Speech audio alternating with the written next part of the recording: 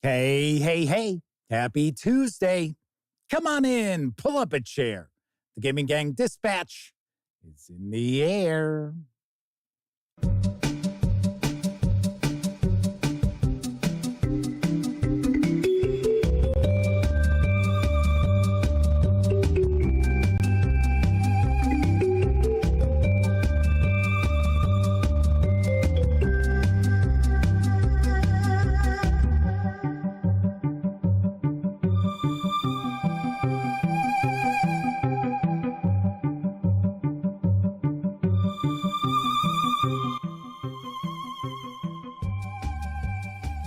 Howdy, gang, and welcome once again to the Duct Tape Studios. I'm Jeff McAleer, your host, here at the Gaming Gang Dispatch, brought to you by, insanely enough, thegaminggang.com, of which I happen to be the founder and editor-in-chief. So welcome aboard, everybody. Tonight is Tuesday, June 18th, 2024. This is live stream 1069. You thought there'd be a joke there, but there isn't. If you are not overly familiar with the show, let me point out, super casual. We just hang out talking about the latest in tabletop gaming news, and then I will normally pontificate about a topic related to our hobby, which I shall be tonight. Also, do want to mention this week, we've got a sponsor. That's right, Nat Handsome Games. And I will talk a bit more about their Kickstarter once we get into the news portion of the show. But of course, should also point out that when you're not watching videos on the Gaming Gang channel, be sure to visit thegaminggang.com for all latest in tabletop gaming news, reviews, and a whole lot more you are not going to find here on YouTube. You know the drill. Get your geek on at thegaminggang.com. And of course, because this is a live stream, that means there is chat available. Now, it's not on screen. One of the ways I keep some of the more unusual commenters at bay, and you must be a subscriber for at least 60 minutes before you can take part in chat. Yet another way that I keep some of the more unusual commenters at bay. First out the gate tonight, our good friend, the Madman, has returned after not being around last week for the show. Although I think it was Thursday, the Madman popped in to say hello real quick. So good to have the Madman back. He also happens to be one of our chat moderators. Roger Perdome is here, as is Chris Lundgren, Gleeman RX, Semper Buffo, I should say, Kevin King, Tesco Love, and Pete's Dracolich are all hanging out with us in chat tonight. Very cool, very nice. Hopefully everybody had a nice weekend. I know in my neck of the woods, it is hotter than hell. We are in the 90s. Blah. And humidity. Blah. To me, I think the perfect temperature would be about 82 degrees. 82 degrees, maybe 10, 15% humidity. That should be good. Outside of that, blah. Lenny Blade is popping on in. Sharon O'Donnell's checking on in to say hello. They can't stay for live chat. Well, good to see you, Sean. And Flaming Huron, another of our chat moderators, is jumping on board. And I have a sneaking suspicion the lovely and talented Miss Sarah D very well might be lurking in the shadows. Yet another of our chat moderators. Willona's Cave is also with us tonight. Good to see you once again. Roger Perdome says, come on, Jeff, it's 90 in Chicago. Try 90 in Montreal too. But around 108 with the humidity factor. So yesterday we did go over 100 with the, heat index feels like. But I live in Arizona. Nobody needs to tell me about heat. It was funny. I would have people argue with me. Oh, It's not that hot. It's a dry heat. Yeah, maybe in the 1960s and 70s. But nowadays, everybody's got lawns. Everybody's got trees.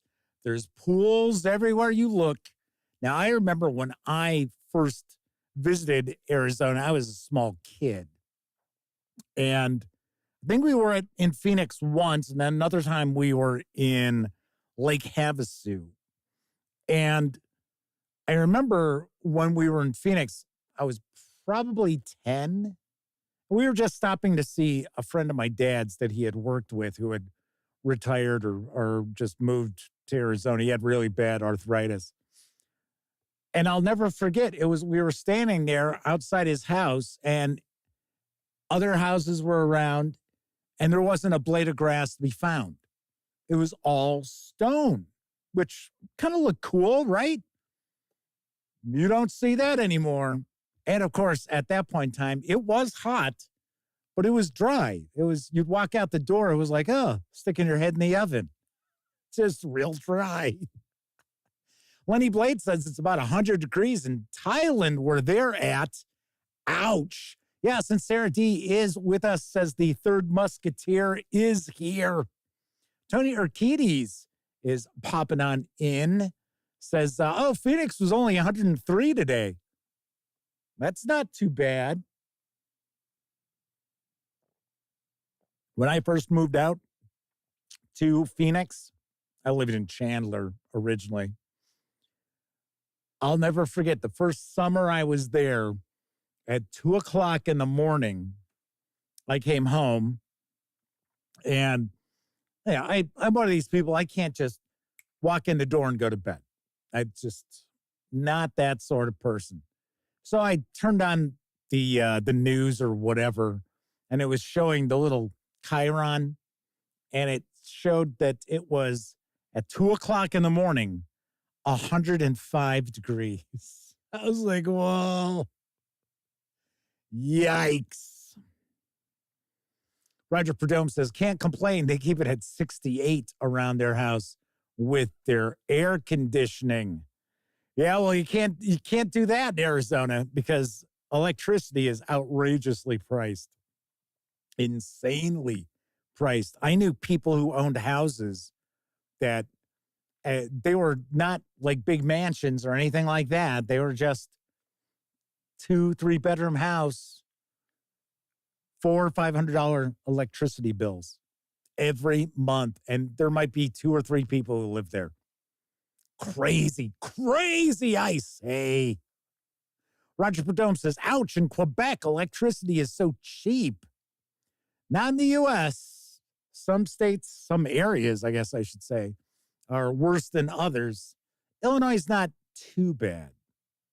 All right, let's jump on into the news tonight because I've got quite a bit cooking.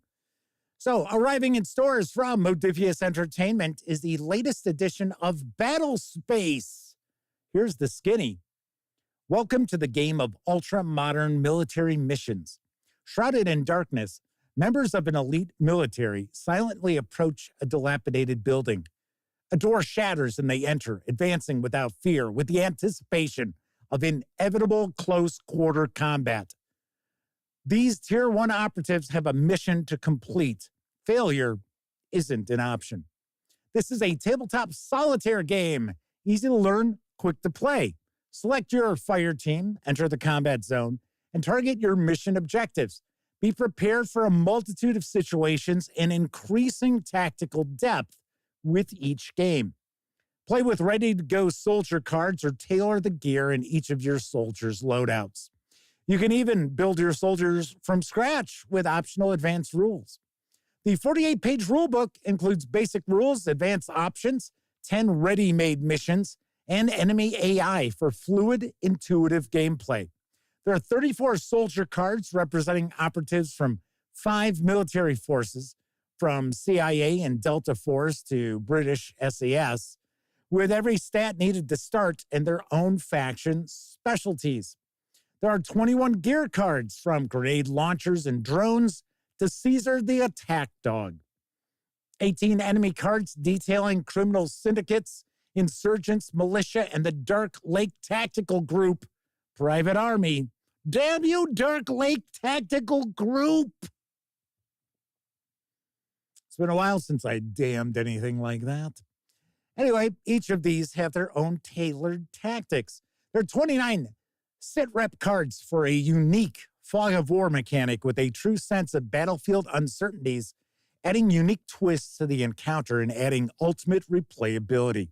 Plus tokens, soldier tracking sheets, and count them, two maneuver cards. This hardcover rulebook carries an MSRP of $45.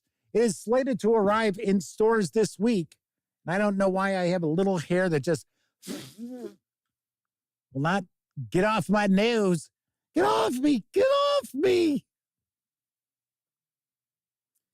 Anyway, the hardcover rulebook is arriving in stores this week. Carries an MSRP of $45. If you happen to order the book through Modiphius Entertainment, you will immediately get the PDF absolutely free. If you want to just grab the PDF over at Drive-Thru RPG, it is available right now, and it can be had for $25. I've got to say, this looks very, very interesting, especially seeing it is solitaire. I am curious, though, because I had tried to check a few different locales, because $45 for a 48-page hardcover book does not sound right. But according to Drive-Thru RPG, it says it's a 48-page PDF. So those 48 pages also include those cards, the various stats, things like that. So I'm kind of like, strange. I don't know. But I will say I am curious about this game. And there is a gentleman out there, I can't remember their name now. But if you go on YouTube, such as like when you're hanging out here, well, not when you're hanging out here, watch the show, but on YouTube, do a search for Battle Space, and you will find there is a gentleman who has shared like actual play videos. And I thought, oh, that's kind of cool. So it's like, the SAS taking on some, militants or something. I don't know. But I wasn't listening to the video. I did take a peek at a little bit of it. And pretty nice terrain and well-painted minis and everything. So very cool.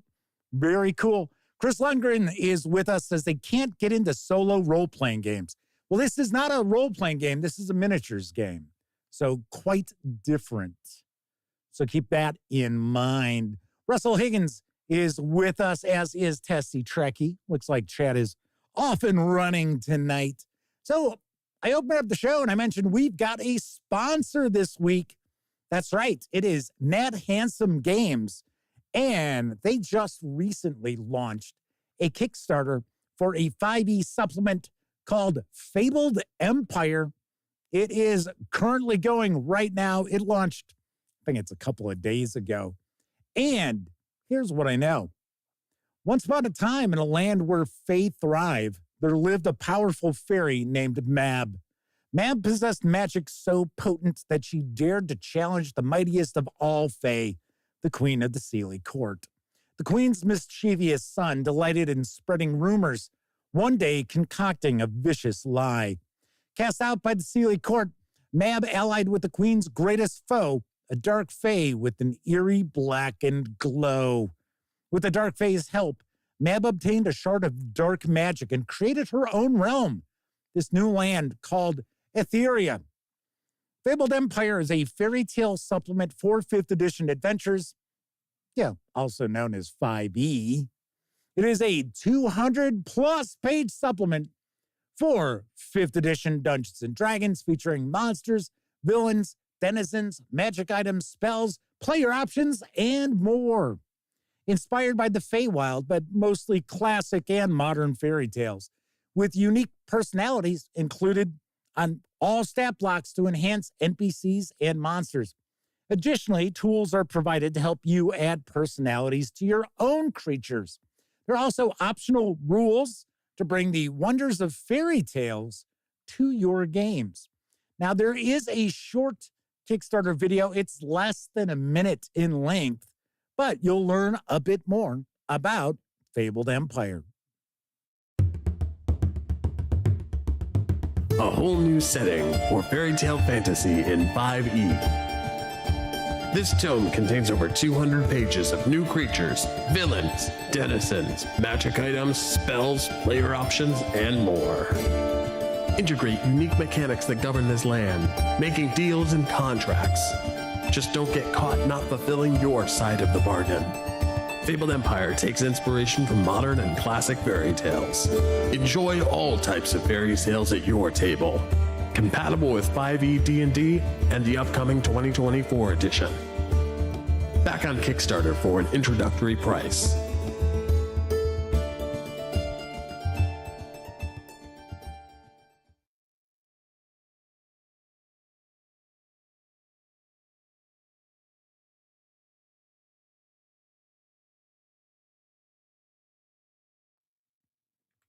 You can reserve a copy of Fabled Empire for 5e in hardcover with PDF for a $49 pledge, or score just the PDF for a $25 pledge through July 17th. Now, this just started, so it is not near its funding goal yet, but if it does fund, the digital files will be available right after the project wraps up, and then the physical book is going to be expected in July of 2025. But seems like this is probably pretty close to being complete. Maybe it still needs to get maybe some more artwork, maybe some layout. But if, according to what I have run across, is true, and I don't know why it wouldn't be, you should be able to get the PDF probably sometime in July after the project ends. So once again, big thank you to Nat Handsome Games. They are this week's sponsor, so I will be talking more about Fabled Empire as the week goes on. Very nice. And Russell Higgins has busted out a $50 super chat.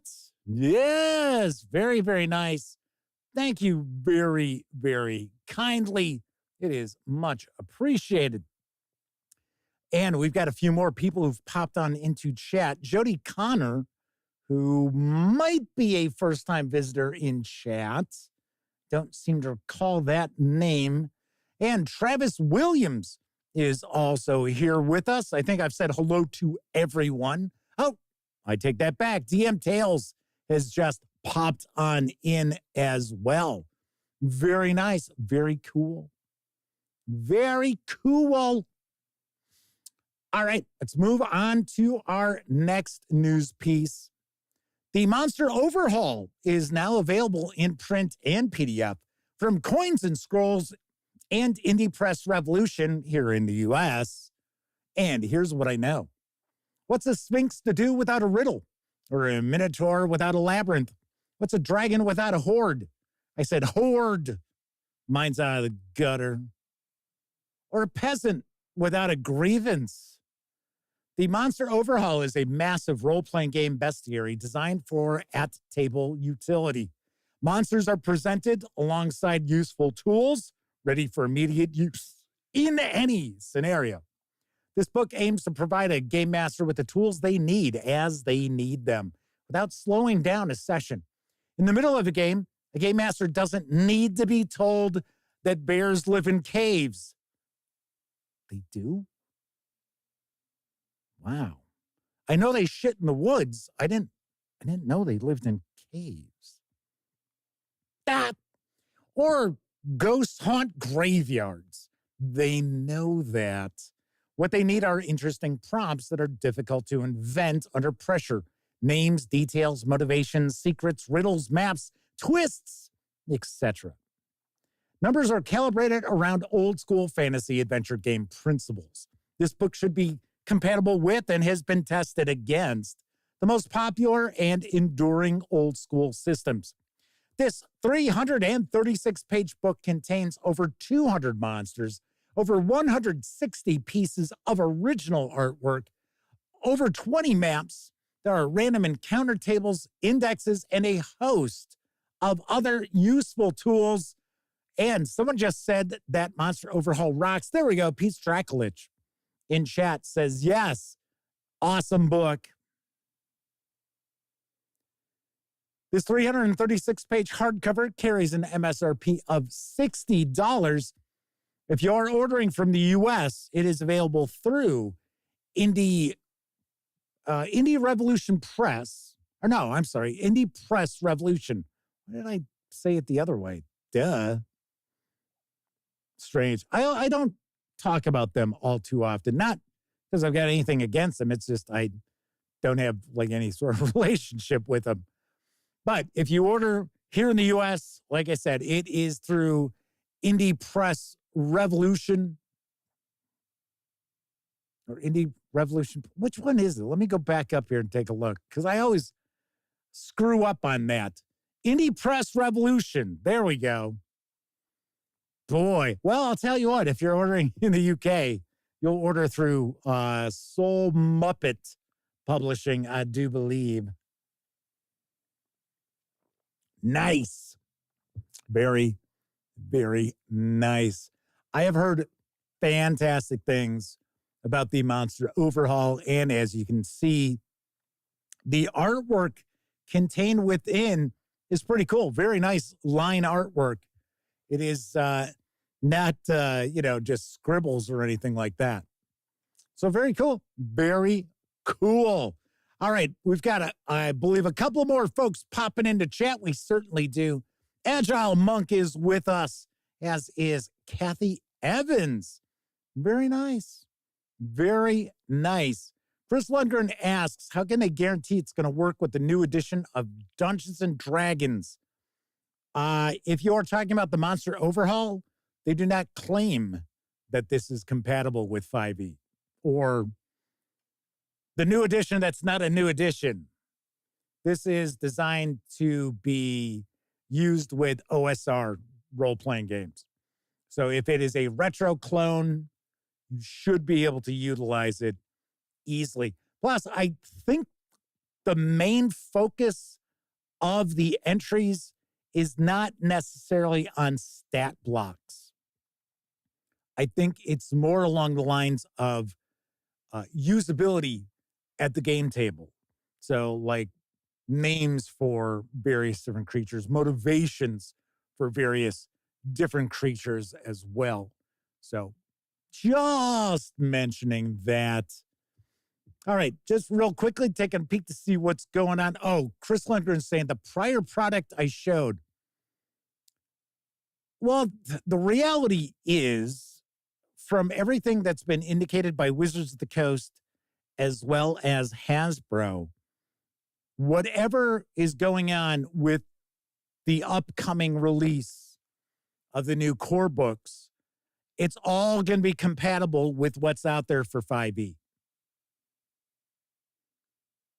Don't know. So no one can guarantee that it's going to be compatible. But as far as Wizards of the Coast and Hasbro, they're saying that nothing is changing mechanically to such a vast degree that you will not be able to utilize things that are already out there for 5e. And Darius Termina is with us as keyword compatible. Good point. Good point. Jody Connor says, first time posting in chat, usually just observe. This community seems chill. Well, I would hope. I really enjoy watching great coverage of all things gaming and most excellent topics and discussions. Well, thank you very much. You're very welcome, Jody. Make yourself at home. Kevin R. Smith is popping on in. Said, actually, I shouldn't say that. Wait a second. What did Kevin say? I missed it.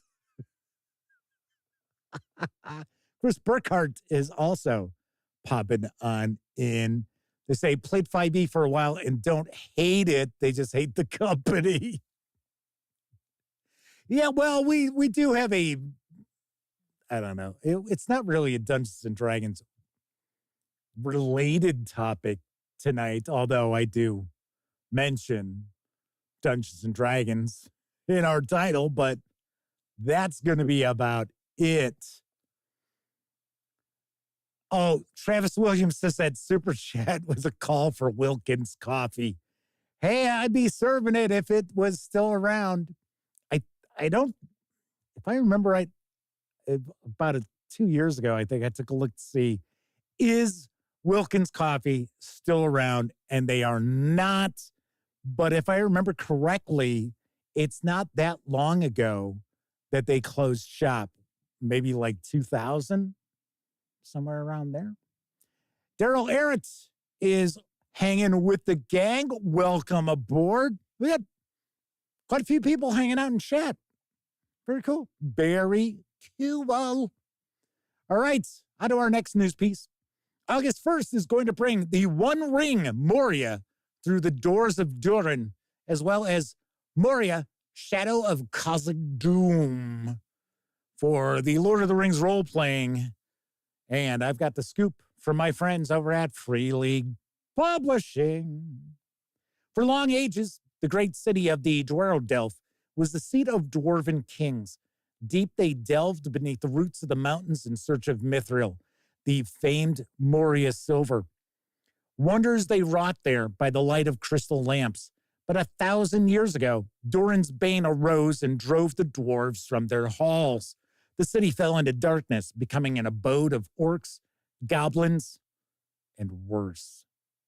A king he was on carven throne and many pillared halls of stone, with golden roof and silver floor, and runes of power upon the floor. No harp is rung, no hammer falls. The darkness dwells in Durin's halls. The shadow lies upon his tomb in Moria, in Khazad-dûm. But now there is hope. Countless orcs perished at the Battle of Five Armies, and it may be the halls of Durin lie empty once more, waiting to be reclaimed by those with the courage to face the long dark under the mountain. Maybe there are piles of treasure there waiting to be claimed. Maybe Mithril still glimmers in the mines under Karabas. Cross the dread threshold, adventurer, and delve deep. Moria is a supplement for The One Ring, as well as the Lord of the Rings role-playing, which are the official tabletop role-playing games based on the works of J.R.R. Tolkien. Set in the years before Balin's doomed expedition, this supplement contains a hoard of patrons, landmarks, foes, encounters, and treasures that a lore master can use to construct their own adventures in Moria, from a single desperate journey in the dark to a grand campaign to retake Durin's halls. This 234-page hardcover, I should say hardcovers, because there's both flavors, are going to carry MSRPs of $44.99. Of course, if you order from Free League Publishing, you'll get the PDFs absolutely free. The PDFs are not out yet. Well, they're not out for most people. But when they are available at Drive-Thru RPG, I'm going to take a guess. You're probably looking around $24.99. So I'm kind of curious. I wonder if this MSRP is correct, because oddly enough, you can't order this yet from Free League Publishing. At least I didn't find anything floating around where you could place your pre-orders as of yet, strangely enough. I wonder if these are going to be $44.99 or if we're going to see an MSRP increase to like $49.99. I don't know. But I will tell you something I do know. I have both of these in PDF as of this morning from my good friends over at Free League Publishing. So I plan on diving on in to the One Ring edition. So when they do arrive, I can pop the review right out.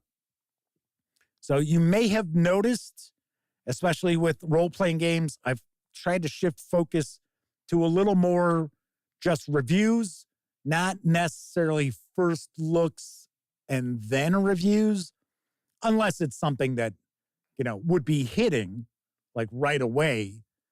And I'd be like, oh my gosh, I got to get coverage out for it. But the reality is the review for Pendragon 6th edition, I didn't have an advanced copy of the PDF. So I actually read that the day it arrived. In fact, funny enough, it showed up late in the day. I didn't even know the box was outside the door until the next day. But I read that, and then the next day I did the review. So trying to, turn these around pretty quickly so that if something is worth purchasing or not ASAP. But I know this is something that people have been waiting for a long time. Work began on this back when the One Ring and the 5e Lord of the Ring role-playing was over at Cubicle 7 Games. So, Pete Straklich asks, is the One Ring better than the out-of-print Middle Earth? So Middle Earth role-playing, if we're talking about the Cubicle 7 Entertainment version, was 5e mechanics. So the reality is that the Lord of the Rings role-playing for 5e, I think that's the official title for it, is not radically different than the 5e Lord of the Rings that Cubicle 7 did. Just like the One Ring 2nd edition with Free League Publishing isn't radically different than the One Ring, the original 1st edition from Cubicle 7. So that is the reality there.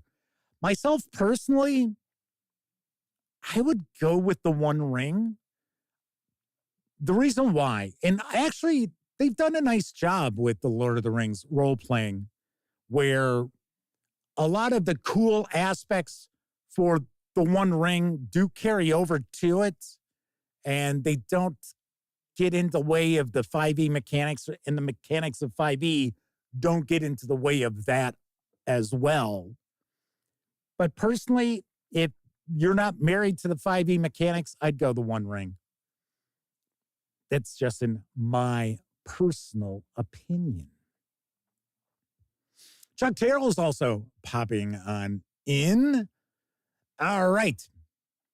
On to our final news piece, because now available in PDF, speaking of Cubicle 7 Games, is Warhammer 40K Roleplay Wrath and Glory Threat Assessment, Demons and Heretics. And I've got the dope. Bring the forces of the ruinous powers to Warhammer 40,000 Roleplay Wrath and Glory with this packed bestiary dedicated to those in service of the dark gods of chaos. Threat Assessment, Demons and Heretics presents a wide array of new and exciting challenges, from the insidious cultists of the Dark Commune to terrible heretic Astartes.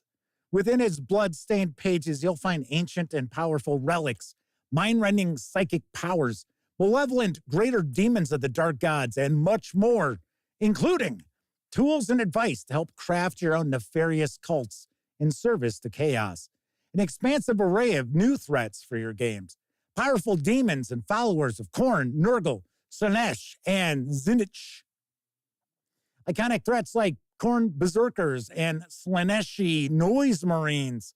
A comprehensive section dedicated to the psychic Diabolus, the dread powers employed by the servants of the dark gods. Threat Assessment, Demons and Heretics is bursting with new threats, well, assessments, I guess, and challenges for both game masters and players to get excited about. New and experienced game masters alike will find the expansive lore and abundance of new enemies great additions to their existing games. or new adventures against the corrupting powers of chaos. Threat assessment, Demons and Heretics, is a must-have for anyone looking to learn about or bring the corrupting influence of the dark gods into their games of Warhammer 40,000 roleplay, Wrath and Glory.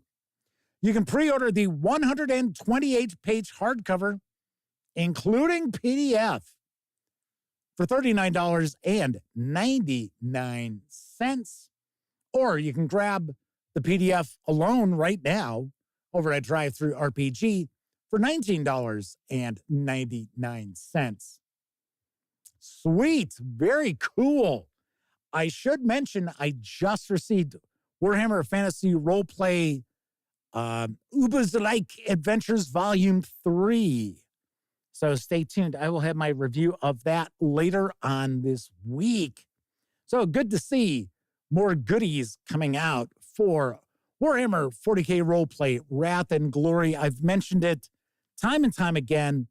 I am impressed that Cubicle 7 did not just simply roll out the Imperium Maledictum role-playing game and say, oh, okay, well, goodbye, Wrath and Glory. Because it was not originally their role-playing game.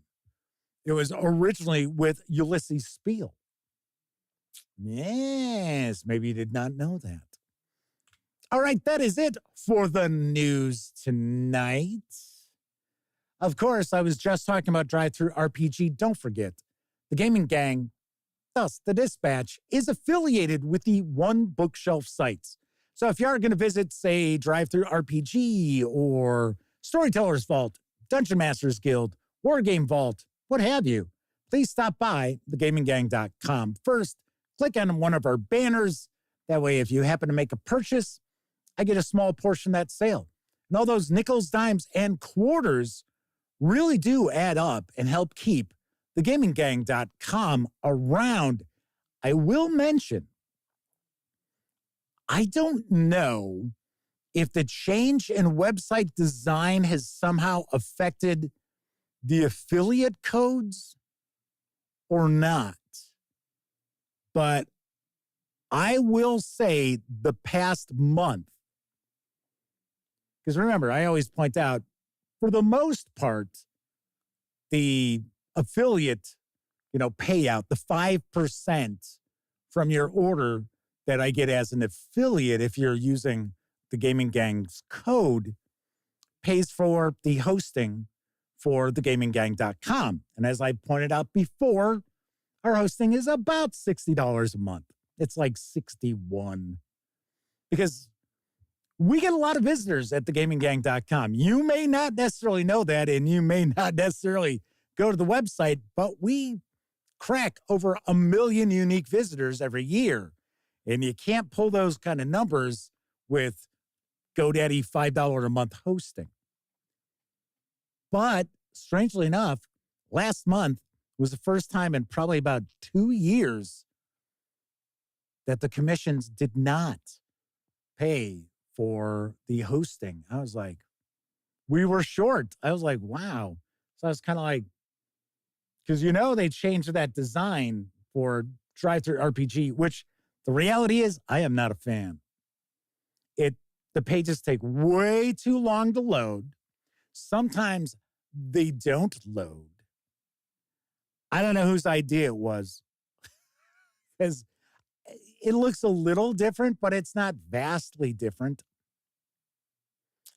Do not know. The Badger is with us in chat. Good to see you. And of course, I should also mention, if you like this video, if you dig the channel, if you find thegaminggang.com to be a valuable resource, hell, if you just like what we do, you can always stop on by paypal.me/thegaminggang to make a small donation. Hell, you can buy me a 2-liter bottle of soda.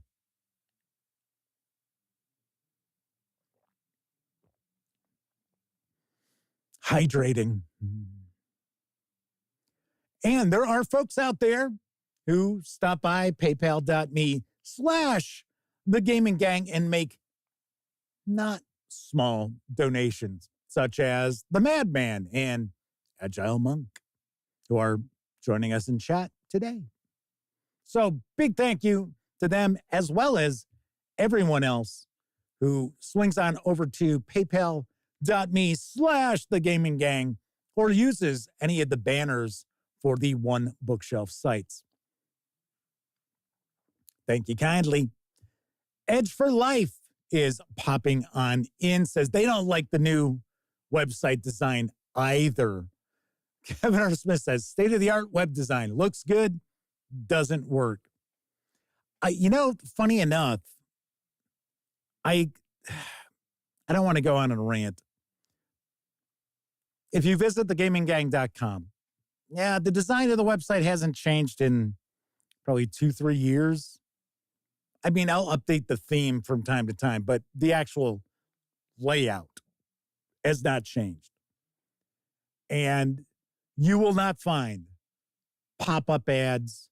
You don't get the shit that pops up from the bottom of your page and then drops back down, or you have to click on, the little X to close it out. You don't see auto-playing videos and nonsense like that.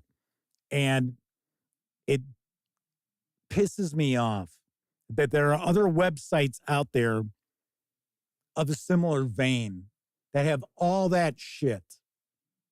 And Google News will share items from them. But we can never get anything from the Gaming Gang up on Google News. Ever. And here it's a website that pulls in on average 5,000 to 8,000 unique visitors every day.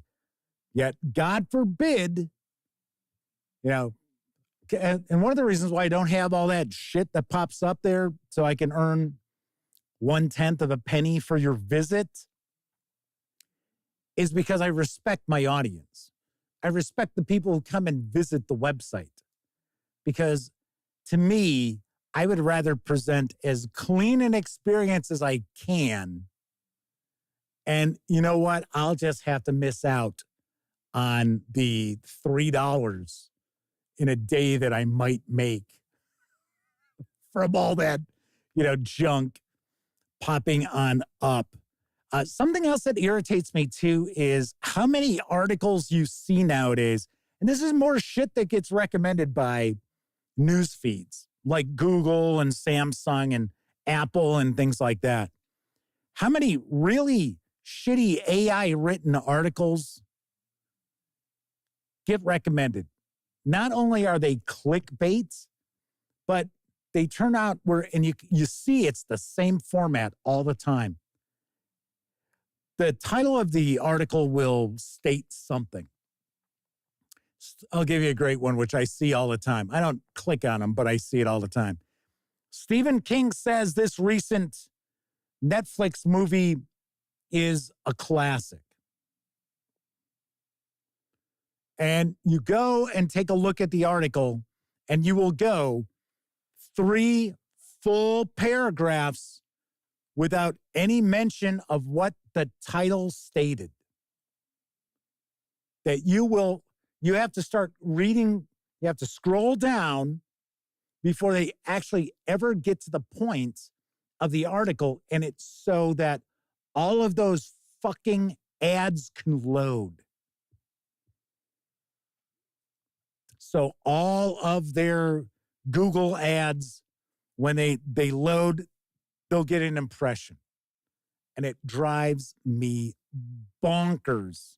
It's gotten to the point where I try not to read too many articles online, which is kind of difficult because then where are you going to get your news? But anyway, kind of weird. Mike is with us in chat. Good to see you, Mike. Thank you for visiting us once again. You're like, could be anybody named Mike. But I recognize the little image. So tonight, I'm going to share 5 with a bonus fantasy role-playing games that I feel are actually far more fun to play than 5e Dungeons and Dragons. Yep. That is the topic for tonight. I'm trying to pull up our intermission video. That's why, if you're wondering, why is he looking up to this? For some reason, it wasn't scrolling right to get me to the intermission video. Anyway, so tonight I'm going to share 5 plus a bonus fantasy role-playing games that I feel are far more fun than 5e Dungeons and Dragons. But first, I think it's time for a brief intermission. And now, before the next show starts, let's enjoy an intermission. You'll find our snack bar chock full of good things to eat and drink.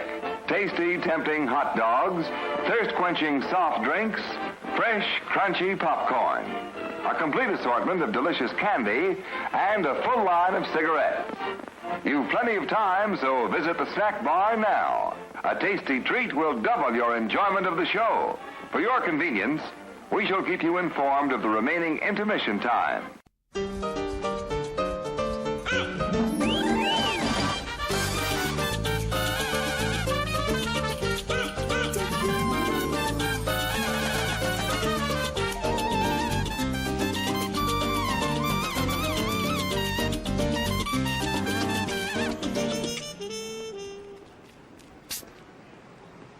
Yo quiero Taco Bell.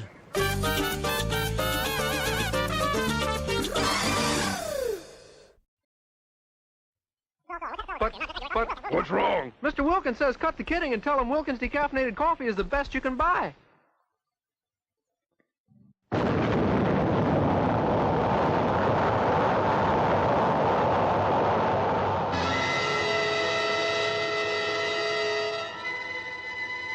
I say there are things better left unsolved.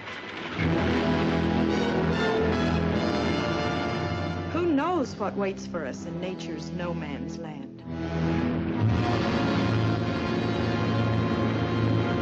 Impossible, unbelievable, fantastic. But I tell you, it could happen. It could happen. It could happen. It could happen. Yes, it could happen. For various authorities believe that buried somewhere under the polar ice cap, in a state of suspended animation, are the awesome creatures, the leviathans that roamed the earth at the dawn of time. And under certain conditions, a nuclear explosion could free one from his icy tomb. Then, guided by instinct, the beast would come back to the caverns of the deepest Atlantic where it was spawned. An armored giant, wreaking his prehistoric fury on modern man and his puny machines. Cities would be terrorized by the cruel intruder from the past. Populations crazed and panicked with fear by its destructive force. Granite and steel would crumble. Soldiers and their weapons would be powerless before the onslaught of the beast. The beast. The beast. The beast from 20,000 fathoms. Herald Square, 34th Street, Broadway. Every section of the city is guarded. No one knows where the monster will strike next. Another one, Colonel? No. You know what the radioactive isotope is? No, but if it can be loaded, I can fire it. I'll load it. Just remember one thing. This is the only isotope of its kind this side of Oak Ridge, so you can't miss.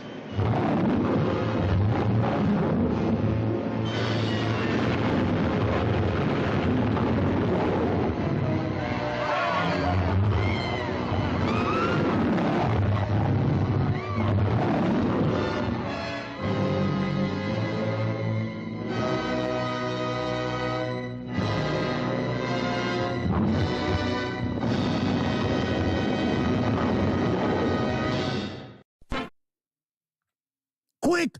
We don't understand that thing! Kill it! Kill it!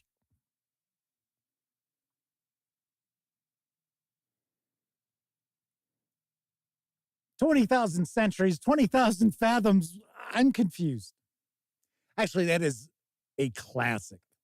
That is a classic Ray Harryhausen special effects film. And the funny thing is, it's not a terrible film. It's actually pretty decent movie. I was kind of surprised I didn't get flagged on that because I thought, oh, this is a classic. Am I going to get hit with the old copyright violation? But no. No, I was not. Yes. All right. So Edge for Life says Bare Bones Fantasy better be on this list. Well, I will let you know right now, it is not.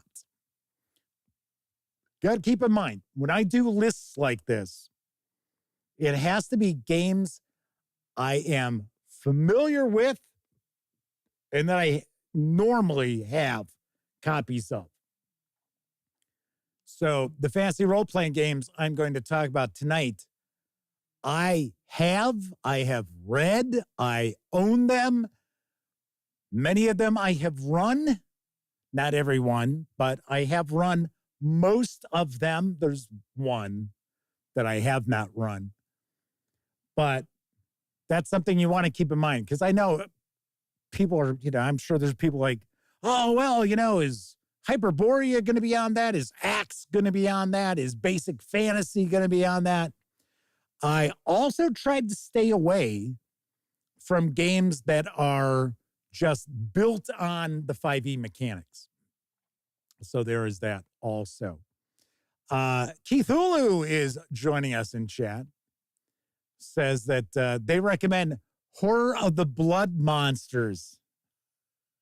Okay. I'll have to go take a peek. I will have to take a look to see what I can track down. All right. As I had mentioned, tonight I am going to share 5 fantasy role-playing games that I feel are far more fun to play than 5e Dungeons and Dragons. Now, keep in mind, I am not saying that 5e Dungeons and Dragons is not fun. So keep that in mind. But personally, I think these games are not only more fun for the players, but actually more fun for the game masters as well. Because remember, we take a look at these things, and I've talked about it before, that for the most part, when I see 5e D&D players, they don't tend to be people who, game-wise, right, as far as playing the game, they're not thinking outside the box, right? We talked about this before, that 5e Dungeons and Dragons essentially trains the player to just look at their character sheet to try to figure out what is applicable to this situation. And there isn't a lot of, well, this is what I want to do. How am I going to go about doing it? What skill would I be rolling against? Right? That's different. With a lot of 5e players, they're not thinking of, oh, well, how do I approach this situation? We talk about it all the time. Negotiations, parlay, diplomacy. It's not, well, this is the idea I've got for the conversation. I'm gonna say something like this. No, it's, all right, what skill am I rolling? Oh, my persuade? Okay, I'm going to try to persuade them. Myself as game master, I wouldn't allow that. Because to me, that's boring. Just sitting around rolling dice, that's fucking boring in my book. That's me. But I'm also not one of these people who would want to sit around at a game table and play 4 hours of combat. Just back to back to back to back to back. And so forth. All right. Cal Vanoni is with us. Might be a first-time visit for Cal. I'm not recognizing the name. They say they sold their Tunnels and Trolls. Tunnels and Trolls is not on this list. One of the reasons is because I don't know what's going on with the company.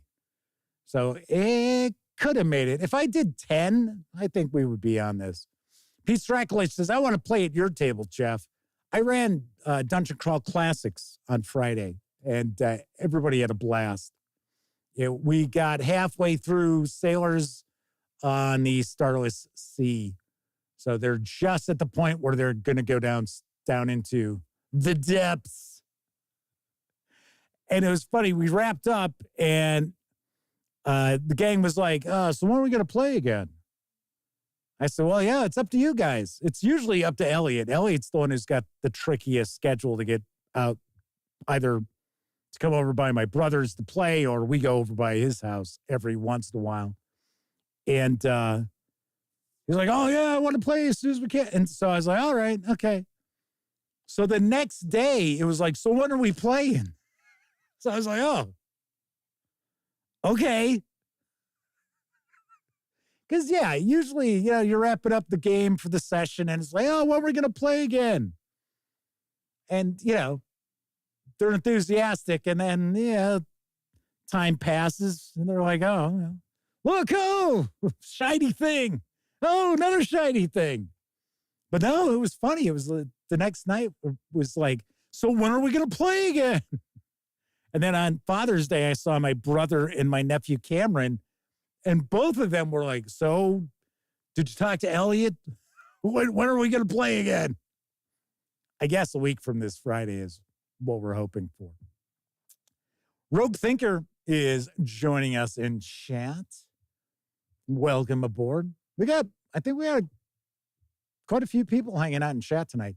Will GM for Food is popping on in. Says, dang, looks like I'm a tad late. You missed the news. You missed the brief intermission, but we are just getting into tonight's topic,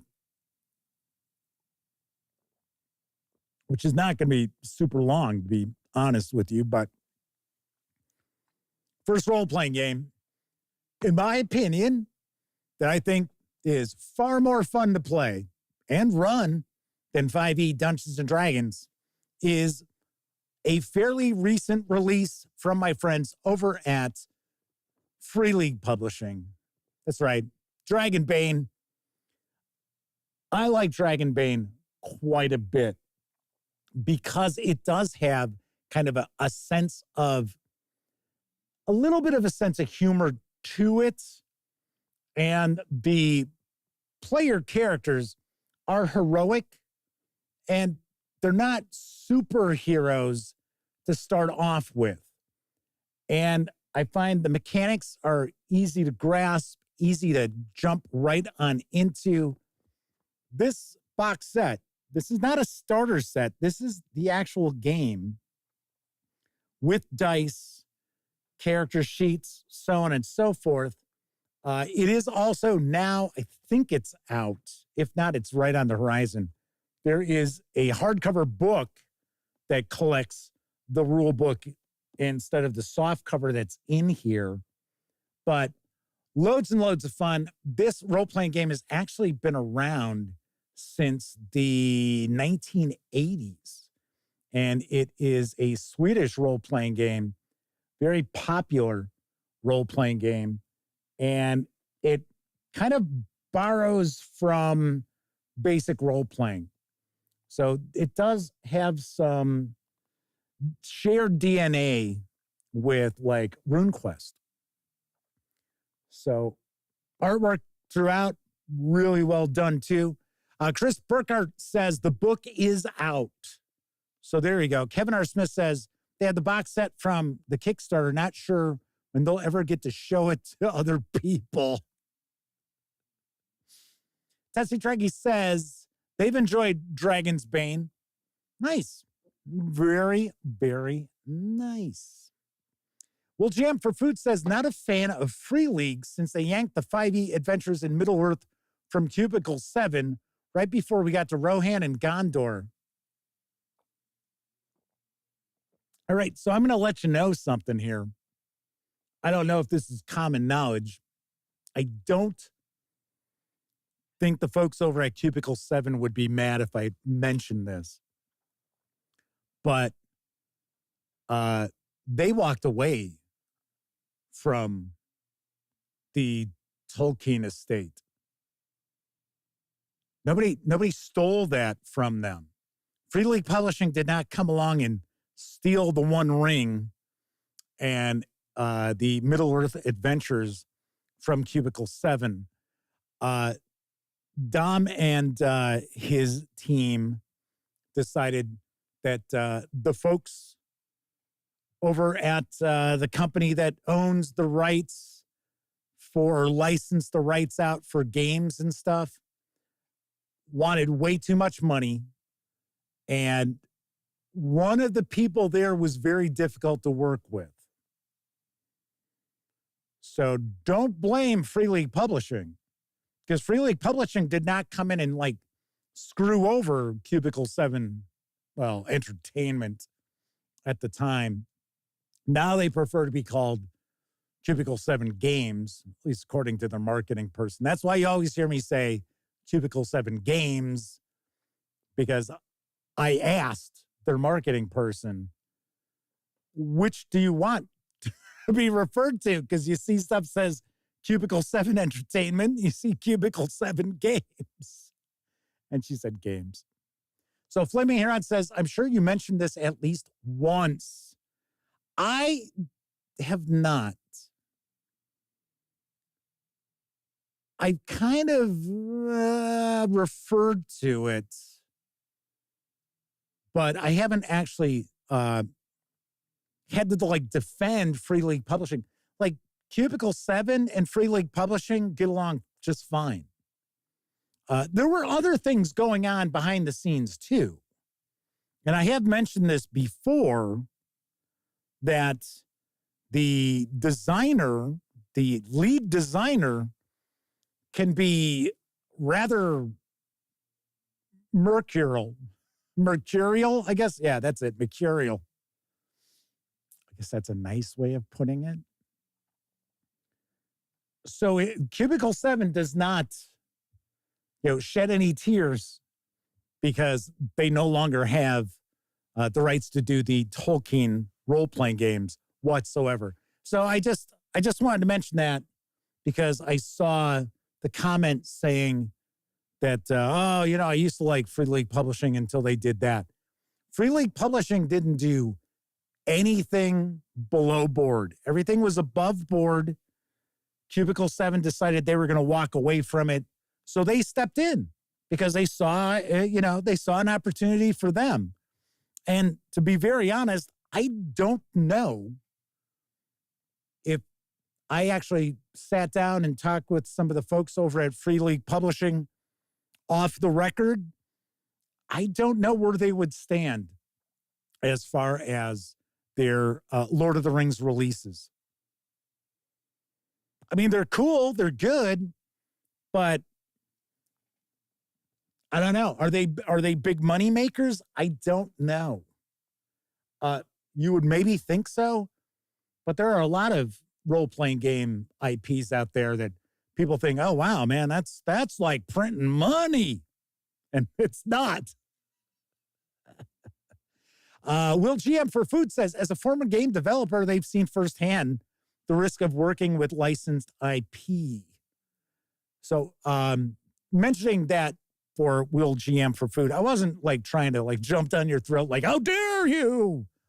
I just wanted to make sure that you were aware that there's really no bad guy or gal in the Lord of the Rings role-playing arena as far as what went down there. So, but yes, I get where you're coming from. Because yes, there were a couple of releases that were on the horizon. And of course, Moria started at Cubicle 7. So work on that began at Cubicle 7. So there we go.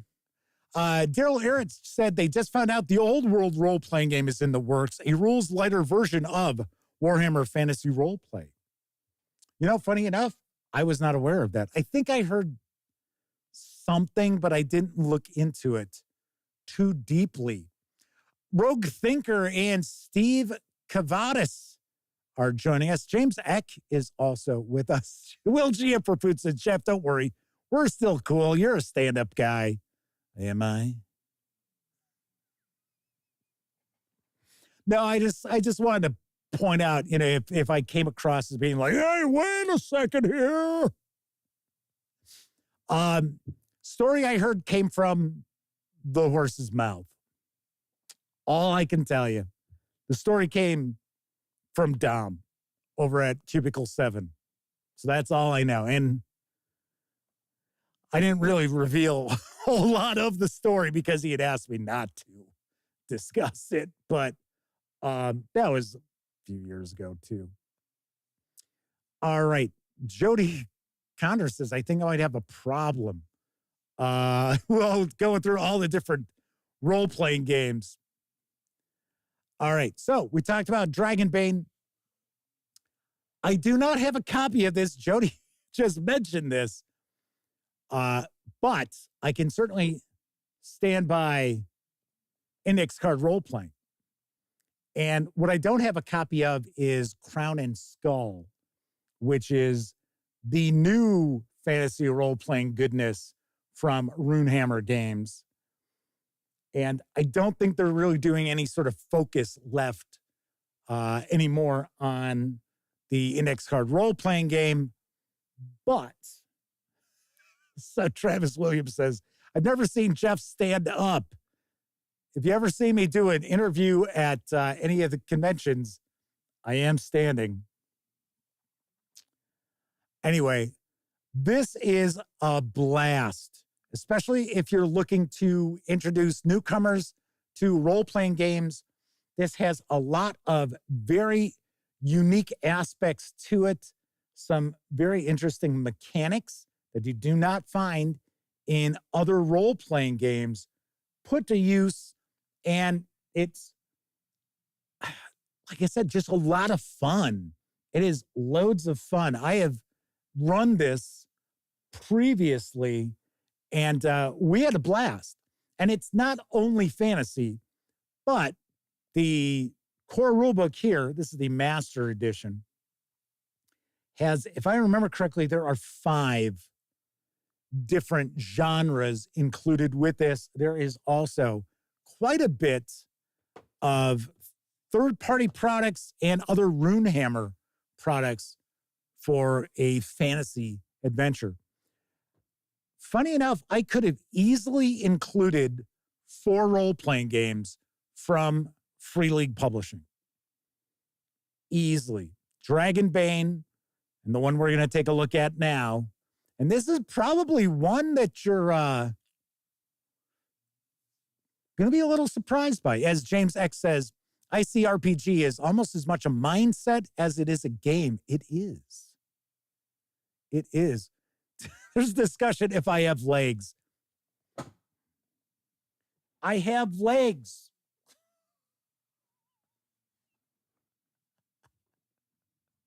Of course, there was only one.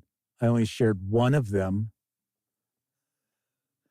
Talking about, I was injured in the 3.54E edition wars. I was not involved in that at all. Yes. Cal says, we're here to have fun. Preposterous. No, we are here to sit around the table for 2.5 hours and placate everyone as they just delve into their characters without any thought whatsoever to the fun that anybody else at the table is having. Flaming Heron says, my peg leg has been confirmed. No. Yes, I stole it from Bill Veck. When they were going to bury him, I stole his wooden leg. Funny enough, I used to run into Bill Veck a lot at Wrigley Field. Got to be a baseball fan to know who Bill Veck is. Although his son, they just did, I think it was on Netflix, they did a documentary that was really good. So, see, I did not despise the White Sox when Bill Veck owned the team. Of course, I was a Cubs fan, but I was kind of a kid, so it didn't really matter. All right. Anyway, next up is also from Free League Publishing, and yes, Forbidden Lands. So, Forbidden Lands, very easy to get into. This has a very old school vibe to it. This is a relatively dark setting. It's not a grim dark setting, but it is a fairly dark setting. It uses a dice pool so that, you're not looking at D20 or anything like that. This is another game that I'm a little surprised is still supported because now we've got Dragonbane. But as far as I understand, there are still more products for Forbidden Lands, which is on the horizon. And it's important to keep in mind, mechanically, it is night and day from Dragonbane. So Dragonbane is I'd say a little lightweight as far as, I guess we'll say it's lighter in tone than Forbidden Lands.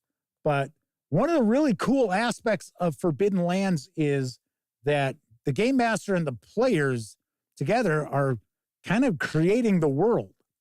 So in this core box, now once again, this is not a starter set. This is the core. Just happened to come in a box. In fact, a lot of times in these box sets, we see like soft cover books. Oh no. Hardcover books. Really excellent quality. In fact, the year this came out, this was on my video that I would do sharing my favorite games of the year, and this was absolutely one of them. But there's a map inside, you have stickers and stuff, and you're just laying down the world as the players explore. And the background setting is pretty interesting. The creatures are also relatively unique. Artwork is really, really well done. And this is the game that I have not run. Sadly enough, I have not had an opportunity to run Forbidden Lands. I have done reviews of some of the books because obviously I have read them. And it's funny too, because from time to time, I still get a hard time from people who say, oh, you can't review a game unless you've played it, a role-playing game. I'm not talking a board game, because I would agree. You can't review a board game based on reading the rules. That is pretty ridiculous. But a role-playing game, especially when you've got 40 years of experience running role-playing games, I think it's okay. I think it's all right. Next up, this has been mentioned previously in chat as well. I just talked about how I ran Dungeon Crawl Classics on Friday, and Dungeon Crawl Classics is a very unique game. It really is. Now, it is, in my opinion, it is old school Renaissance. A lot of people disagree because mechanically it does not mimic original Dungeons and Dragons or advanced Dungeons and Dragons, basic expert, anything like that. We have ascending armor class. We've got D20, all that stuff, all the relatively modern mechanics. But to me, the vibe of this is so old school. I mean, to me, this is the epitome of old school Renaissance, which to me, I always point out is more a frame of mind as opposed to a set of mechanics, at least, like I said, in my opinion. I know some folks aren't so keen on the race as class and that there are 4 core classes and 3 races, and that's kind of it. Now, of course, there are other third-party zines and adventures and supplements that provide more options.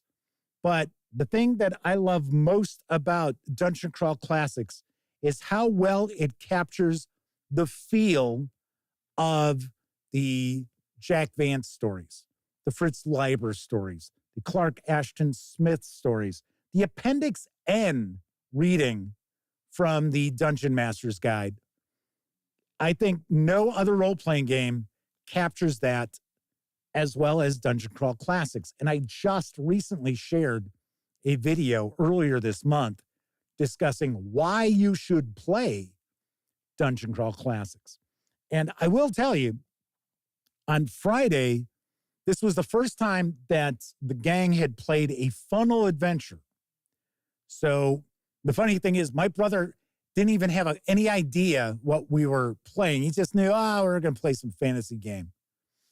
So he didn't realize that he was going to have, in fact, neither did my nephew Cameron. Elliot knew that they were going to have multiple characters that they would be running through kind of a meat grinder. And they were like, oh, this is so cool.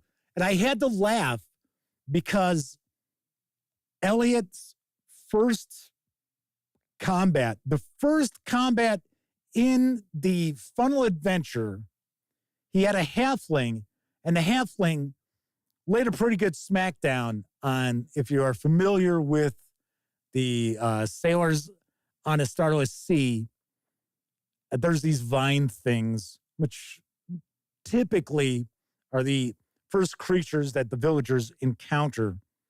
And he had a halfling who put a pretty good whack on the vine thing. And I could tell Elliot just had this look like, oh, this isn't going to be that difficult. And then when it was the vine thing's turn to attack, it hit with both attacks, which meant it would do damage, right? So one vine hit him, another vine hit him, and killed the halfling because they're all 0 level. So they have like 2, 3, maybe 4 hit points. And the look at his face absolutely changed immediately. Like, oh, I misread this game. But we had a good time. And I know people out there complain about the funnel adventures where it's just everything is all like, oh, it's just random death, roll a die, and oh, this character dies. It's nothing like that. It's high lethality because they're all 0 level characters, but there are different ways that you actually replenish their number of characters that they've got too. But yeah, we had a lot of fun. It was very cool. We had a lot of fun. Okay, so another fantasy role-playing game that you had to figure was going to be on this list. And keep in mind, these are not in any like list of preference or anything like that. Warhammer Fantasy Roleplay from my friends over at Cubicle 7 Games. I really dig Wifrip. And as was previously mentioned in chat, there is a new role-playing game that is in the works. I'll see if I can dig up some news, maybe include it on tomorrow's show, about the old world. And I just love the sense of humor. And it's kind of a dark, black humor. So I love the setting. I get a kick how the player characters are not superheroes right at the start. They have occupations. I get a kick out of how usually early on in their careers, things happen and people are like, who the hell are you? Like, why would we listen to you? You're the rat catcher, for crying out loud. One of the best early careers that you could have, actually. But there are loads of adventures for this. One of the greatest fantasy role-playing campaigns ever has received a director's cut for Warhammer Fantasy Roleplay. All the books are out. All the companions are out. It is complete. In fact, the volume 3 of the Ubers-like adventures does actually take place after the Enemy Within campaign, I believe. This is a low fantasy setting. You're not going to see tons and tons of monsters. You're not going to see tons and tons of magic.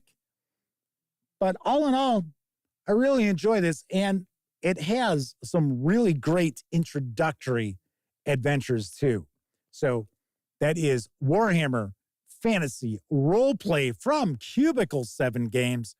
So those are the 5 fantasy role-playing games that I personally feel are much more fun than 5e Dungeons and Dragons.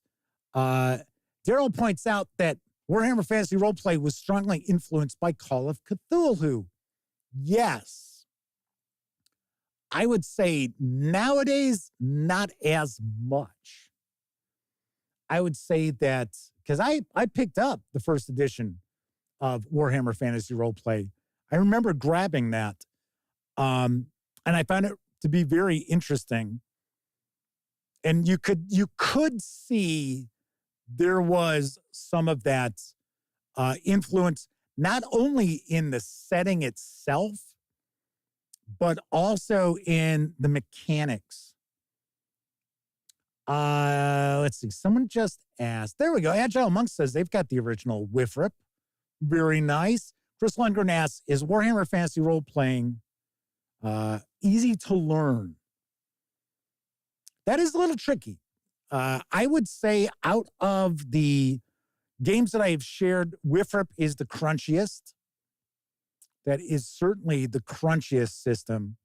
There is a really excellent starter set that is available that I think introduces the mechanics to the system very nicely. So it is a roll under or equal to or under. So your characters will have various different attributes.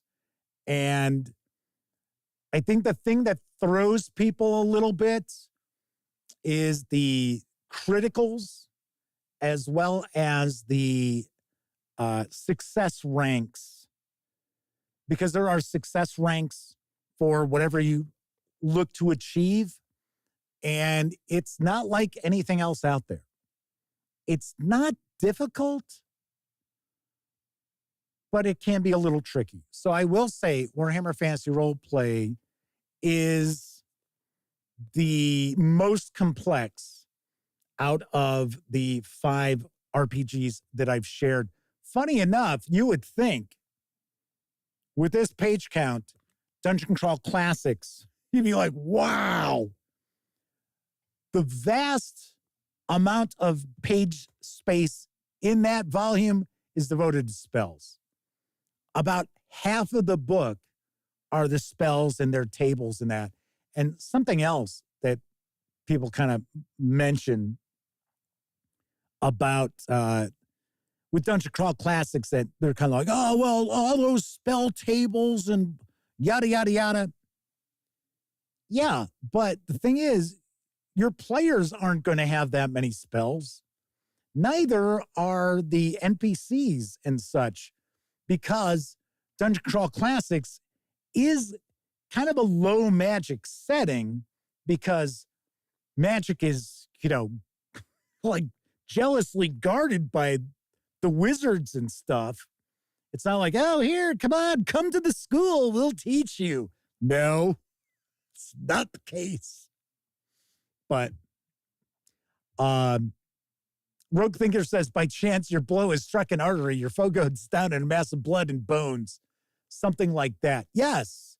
So we do have critical hits in Wifrip. Also, we've got critical hits in Dungeon Crawl Classics.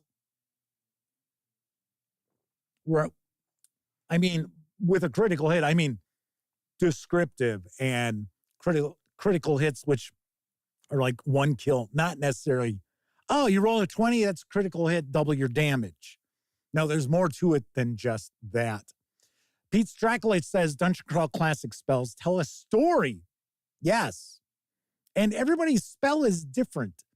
it could be the same exact spell, but everybody, of course, once again, it's not like you have to sit there and come up with 30 different ways that the spell manifests, because you don't have 30 people who have the spell, but everybody's spells manifest differently. I like that quite a lot too. So yes, someone had just mentioned that I have a bonus role-playing game. Chris Lundgren asks if I have a copy of the starter set. I have a review. You can check it out. It is an older video. The video quality is not as good as normal now, but you can get a really good look at that starter set. And it is an excellent value. It really is. So yes, I have a bonus fantasy role-playing game, and that would be Dungeons & Dragons. Wait a second, Jeff. You said you're going to talk about role-playing games that are fantasy role-playing games that are more fun than Dungeons & Dragons. How can you mention Dungeons & Dragons? But I said more fun than 5th edition Dungeons & Dragons. And in my opinion, any edition of Dungeons & Dragons, be it original white box, brown box, whatever box color you want to call it, basic expert, advanced Dungeons & Dragons, 2nd edition AD&D, 3rd edition, 3.5. I can't tell you about 4 because I didn't play 4. I got to be very honest. If you go back to the granddaddies of this hobby, you will find, once you embrace what OD&D or 1st edition AD&D are selling, you will have a blast. Because every single one of these role-playing games that I've talked about are the sorts of games that the players have a lot of agency, and good players, it all starts here. It doesn't start at the character sheet. It all starts up here. And for the most part, all you got to worry about is, yeah, okay, so you have to roll against an attribute or a skill or what have you.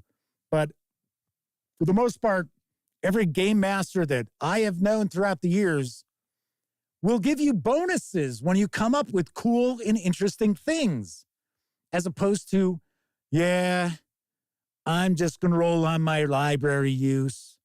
Yes, I am talking about Call of Cthulhu there. Yeah.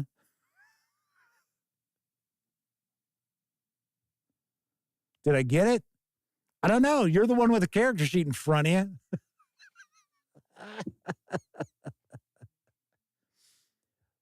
But by all means, I don't know why so many people just ignore Dungeons and Dragons.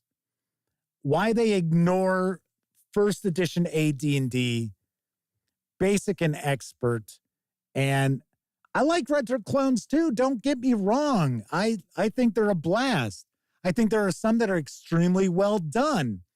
And I think there are some that have done a fantastic job of explaining how those rules actually work, how to make those mechanics work at your table.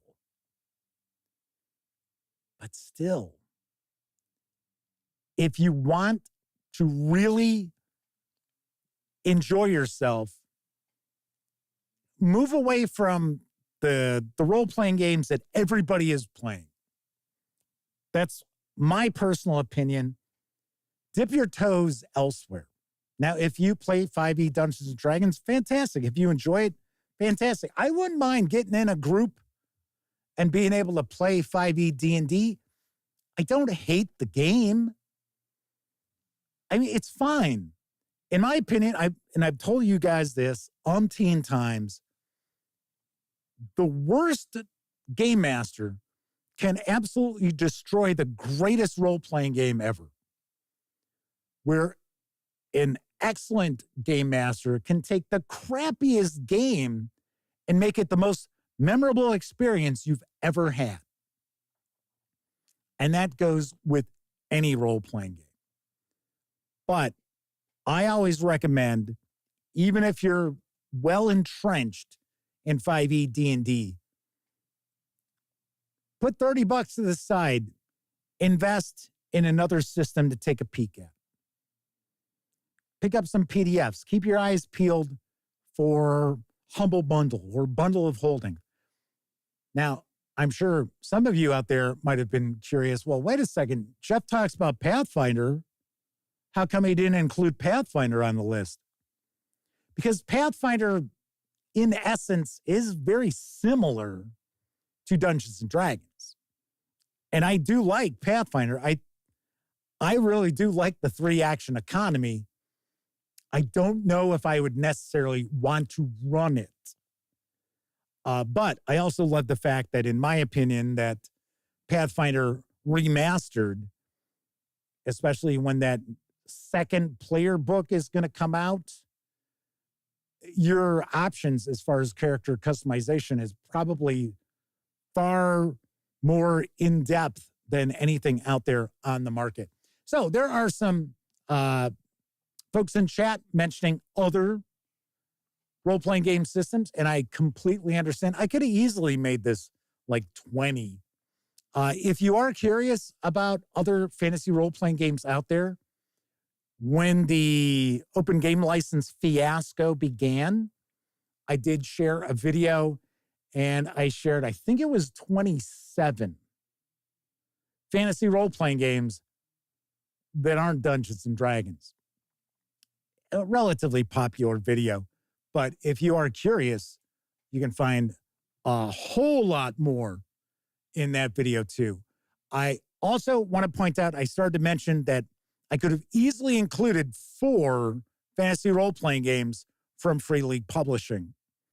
And the other 2 would be Symborum, although people are always telling me I mispronounced that. Symborum? I'm going to have to try to look it up. Symborum? Well, regardless. So that would be one. And my God, I just zoned on what the other one is. Dun, dun, dun.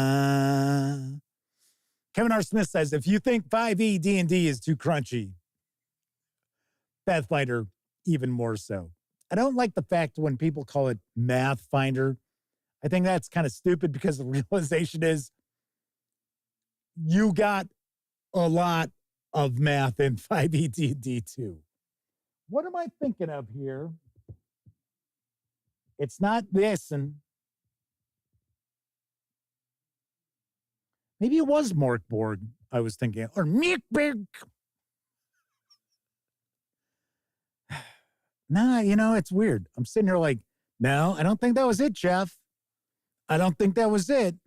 Dragonbane, Forbidden Lands, Symborum. No, Coriolis isn't fantasy. It's science fiction. Maybe it was Mirkbeg. But the thing is, I like Morkborg. I'm not blown away by Morkborg. And to me, Morkborg is, I'm not a big art punk tabletop role-playing game fan, although I thought Pirate Borg was excellent. In fact, that is my favorite of the Borg games. My second favorite is Cyborg. So really, out of the Borg releases, my least favorite is the original. So, no, Blade Runner, Alien, those are all science fiction. I like Shadow Dark, but Shadow Dark, as far as this video goes, is still a little too similar to 5e D&D. Semper Buffo says, too many cool role-playing games, not enough time to run and play them.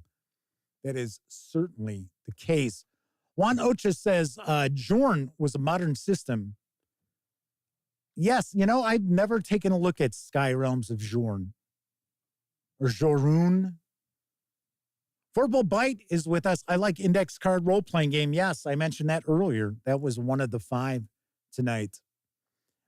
Anthony Simone, welcome aboard, is saying that they're having a blast with Shadow Dark. Keith Ulu says, Nanu, you'll be assimilated. No, I don't think it was. You know what? Thank you, Kevin R. Smith. That was it. It's the One Ring. I just did a flipping news piece for it. Yes, it was the One Ring.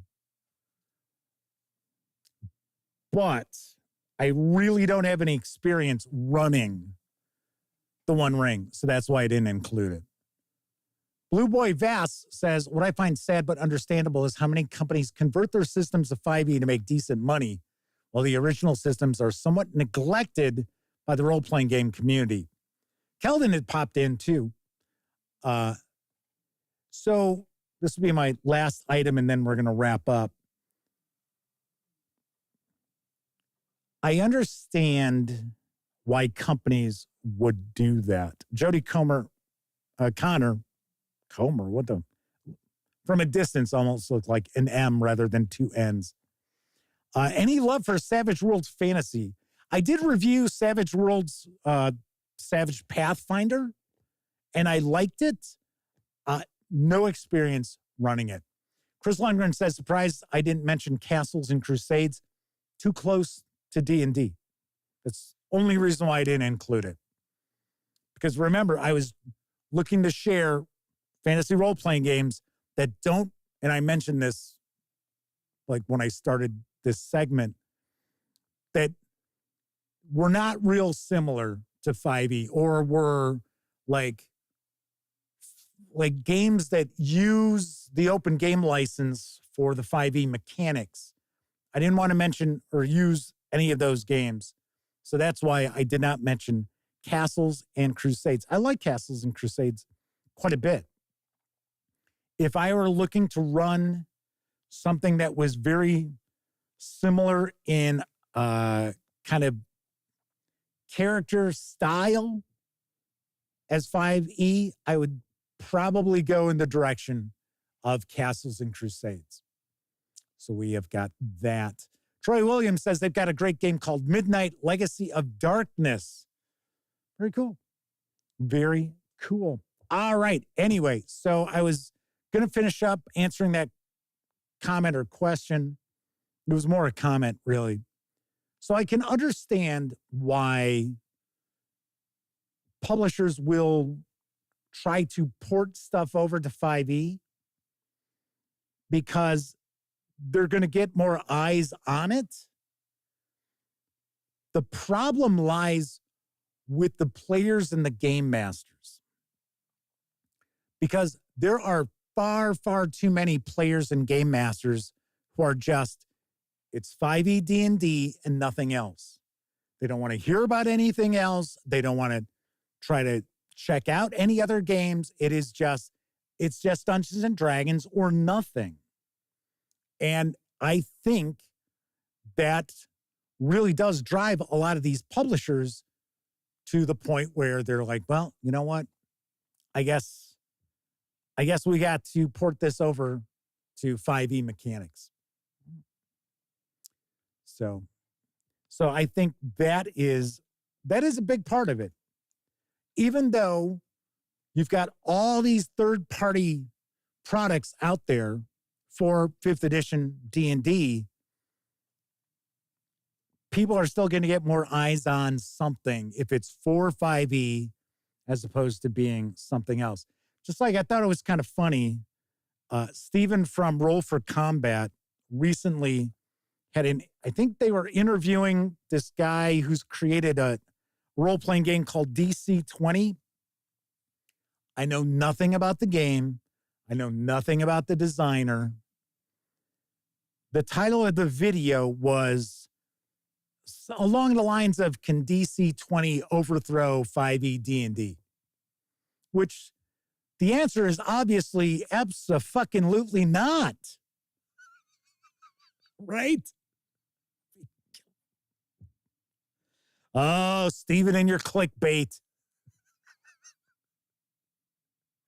And I wish this person all the best. And I'm sure I wouldn't mind taking a look at DC 20. But the thing is, there are just too many gamers who are just locked into 5e. And I mean, there's people out there saying, hey, they're not going to touch the new, not new edition that's coming out later this year. They're sticking to 5e. They want nothing to do with it. That's how just entrenched in 5e a lot of these people are. Cal says Dungeon Coach did DC 20. Like I said, a lot of folks out there in the industry or, outlets and that, I don't happen to know who they are.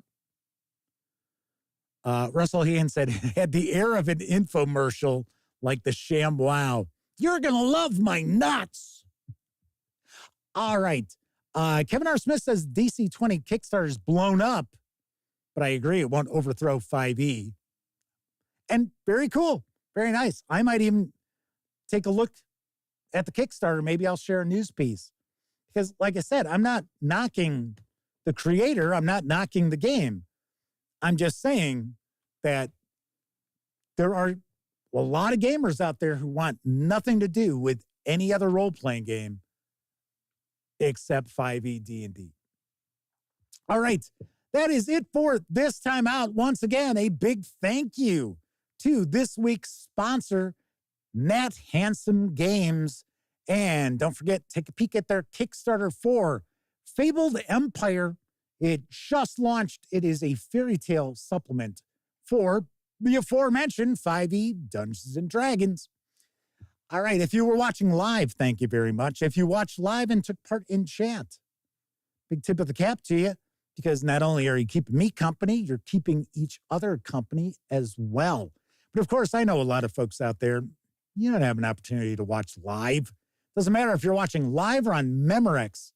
I really do appreciate you taking time out to watch any of the nearly 2,000 videos here on the channel. Yes. If you liked the video, by all means, please give it a quick thumbs up. Subscribe to the Gaming Gang channel if you haven't already. And if you do subscribe, ring that bell, because it'll not only let you know when the Dispatch streams live Tuesday, Wednesday, and Thursday evenings at 7 p.m. Central, right here on YouTube. I'll also let you know when I share other videos, such as my unboxing and first look at Mutant Year Zero Zone Wars core set from my friends over at Free League Publishing. And of course, when you're not watching videos on the Gaming Gang channel, don't forget, go visit thegaminggang.com for all latest in tabletop gaming news, reviews, and a whole lot more you are not going to find here on YouTube. You know the drill. Get your geek on at thegaminggang.com. All righty. Enjoy the rest of your morning, afternoon, evening, whatever time of day it is in your neck of the woods. Once again, I'm Jeff McAleer. And until I see you next time, certainly hope all of you get to enjoy plenty of great gaming with your gang.